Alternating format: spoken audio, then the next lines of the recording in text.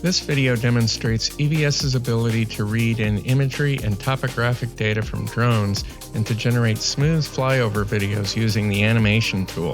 The video was made using the sample project minepitwavefront.evs, which you can access in the free EVS demo version or a licensed version.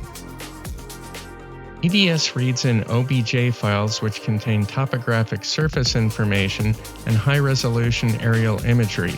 EVS reads in both the surface and the image using just one module, making the process simple and fast.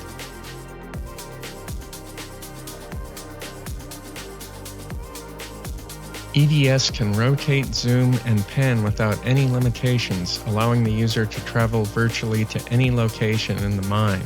Note even pasting the images on the vertical walls is no problem, and there is no distortion.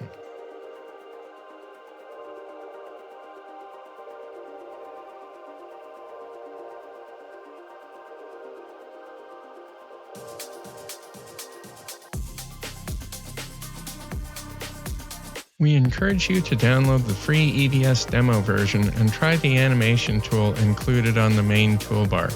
The use of the animator is covered in detail in EVS Help.